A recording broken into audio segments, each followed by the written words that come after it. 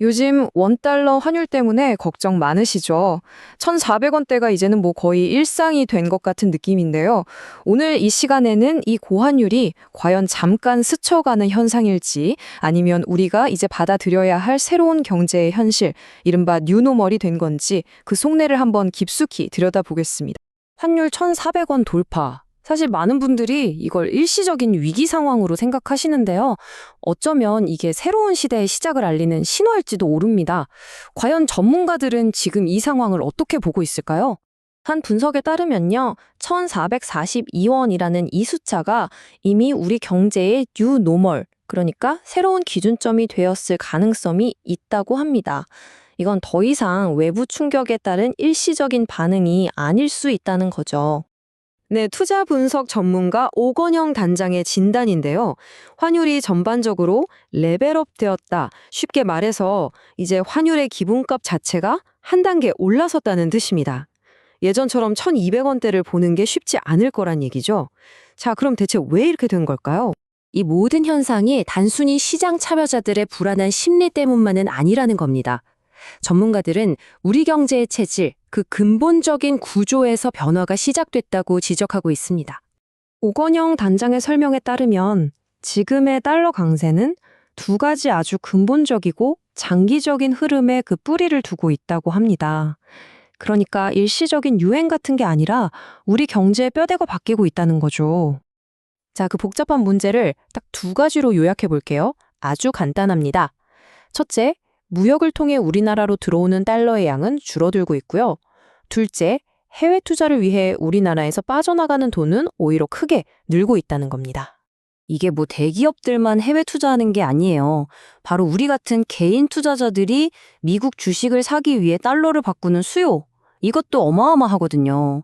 이렇게 달러를 찾는 손길이 계속해서 이어지니까 달러 가치가 내려올 틈이 없는 겁니다.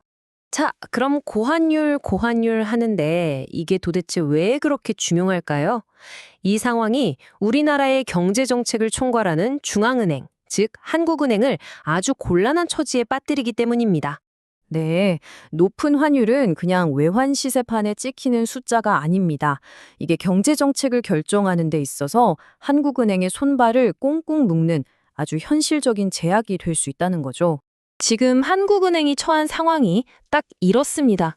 진퇴양난이죠. 경기가 너무 안 좋으니까 금리를 좀 내려서 돈을 풀어야 하는데 그랬다간 원화 가치가 더 떨어져서 수입 물가가 폭등할 수 있고요. 반대로 원화 가치를 지키겠다고 금리를 높게 유지하자니 가뜩이나 힘든 우리 경제가 더 얼어붙을 수 있다는 겁니다.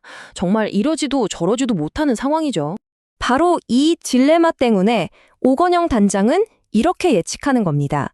한국은행이 이런 환율 부담을 안고 섣불리 금리 인하 카드를 꺼내기는 어려울 거다.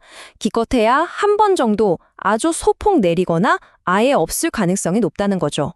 그리고 한국은행의 이런 정책적인 한계는요, 고스란히 2026년 우리나라 경제 성장률 전망치에 반영됩니다. 오건영 단장 같은 전문가들이 성장률을 1.7에서 1.8% 정도로 다소 낮게 보는 이유가 바로 여기에 있습니다. 결국 2026년 한국 경제는 아슬아슬한 외줄타기를 하는 셈입니다. 한쪽에선 수출을 이끄는 반도체 산업이 우리 경제를 힘껏 끌어당겨주고 다른 한쪽에선 내수 경기를 책임지는 건설업이 발목을 잡고 끌어내리는 형국이죠. 이 둘의 힘겨루기 결과에 따라 우리 경제의 방향이 결정될 겁니다.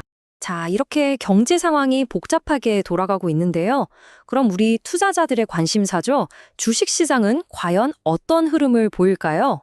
그런데 놀랍게도요, 증시 전망은 생각보다 굉장히 긍정적입니다.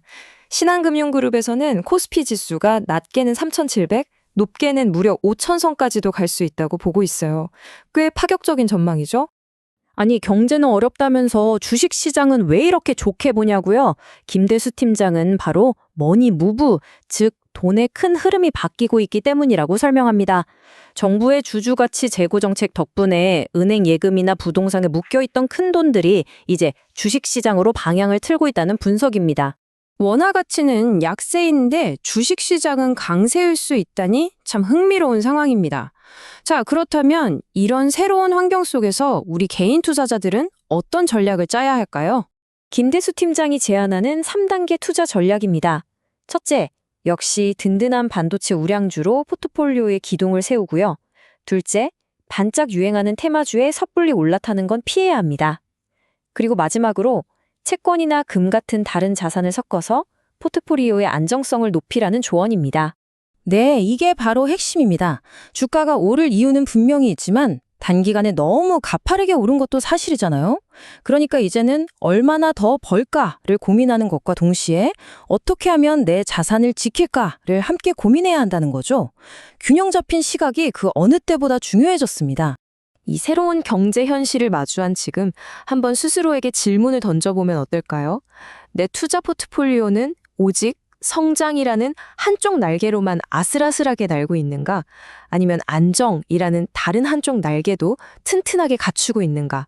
오늘 이야기가 여러분의 성공적인 투자를 위한 작은 힌트가 되었으면 합니다. 감사합니다.